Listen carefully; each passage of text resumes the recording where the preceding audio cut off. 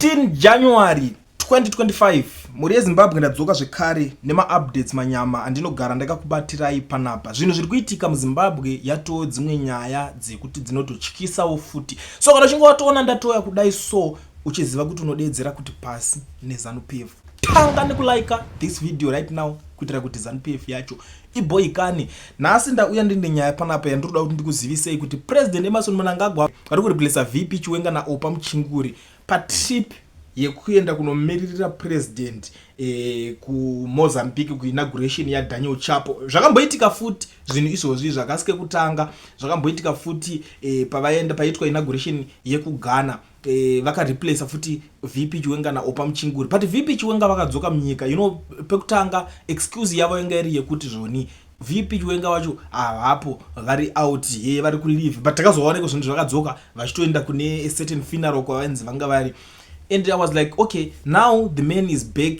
But tiri kuona kuti vari kuramba vachingo unoziva kuti zvinhu zvinongonyadzisa so kuti ndo vice president chichi, but totanga varamba vachingoreducwa vachingo kubva kugeneral vairespectika up to mwana I don't know kuti nyaya iyi makaitariso imi munoitongawo sei kuti general vaya vamaipemberera navo rangovawo zita zvekutoti vanogona kunge vakupedzera vakutonyengerera majuti zvinopedzera seunenge uchatongotanga kutongotonyora kuti handikumbura kuti ndimbonomiririra nyika kwakadai so, because zvinhu zvacho hapana ari kuratidza kuita care kana hanya nazvo kana navo kuti general uchinchi ndo mamirire akaita zvinhu muri yeZimbabwe. So nawo ndingoya panapa ndikutipirei zvinhu zviri kuitika so that imimi kana muchinge makuzoona dzemudanga dzakutungana munozoziva kwazvinenge zvakatangira. Kana uchingotondoona ndatoya kudai so chibva utoziva kuti vaya vatambise nguva pana panonzi paCoolin TV channel inobudisa nhau dzese dzinonga dzichiitika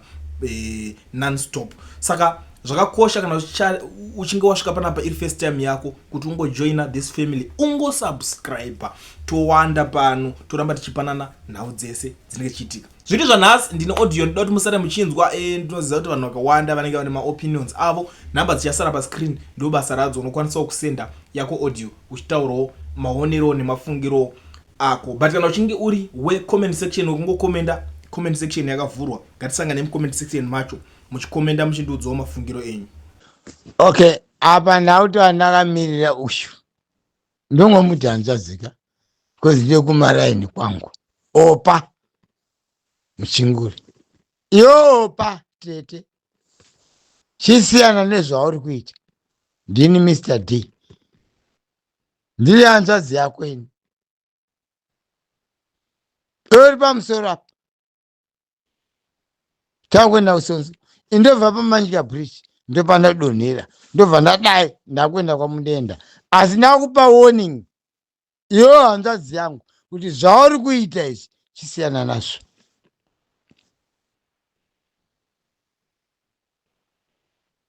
Aziva nenyika ba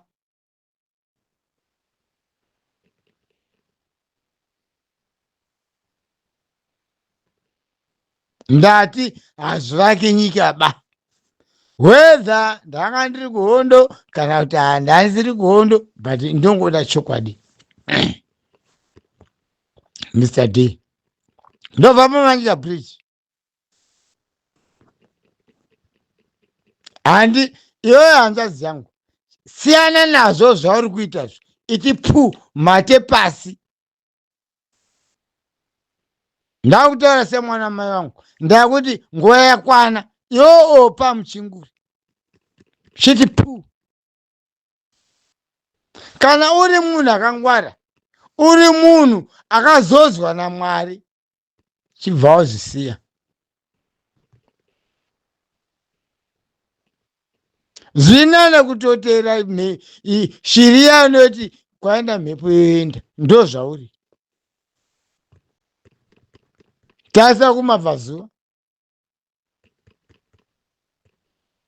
hati vaMozambique nepapa nepaMutare ukadai watotasika.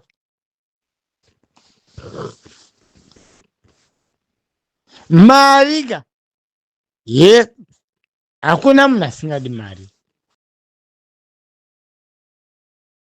hakuna munhu asingadi mari. asi jaji akuti mari iyi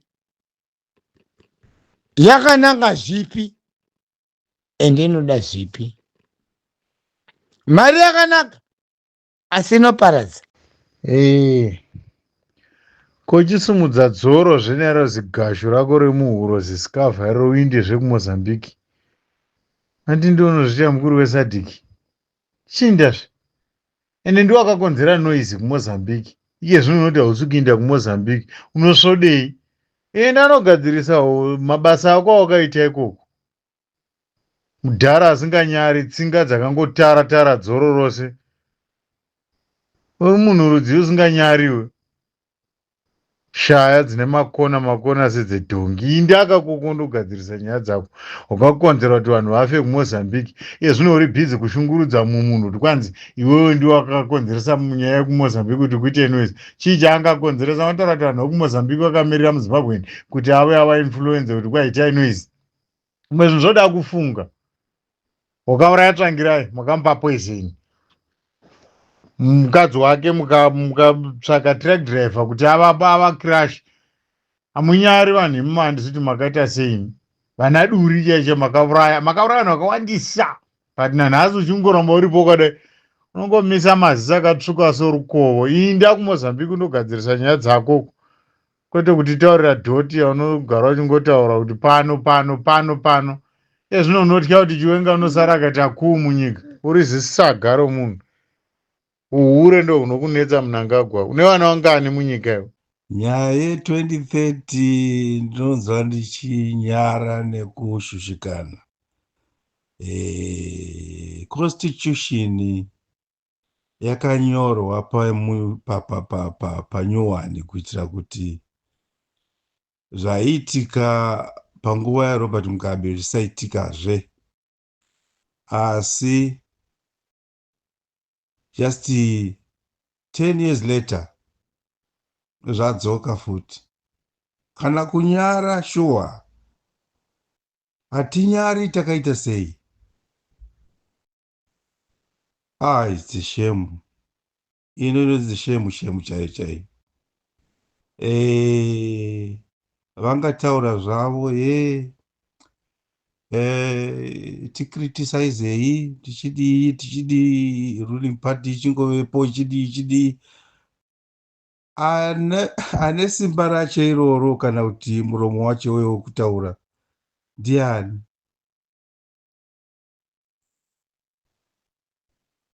Unonyura kana usina kumbozviti zvako kana kuti wakabata pawakabata unonyura, hakuna kwaunoenda.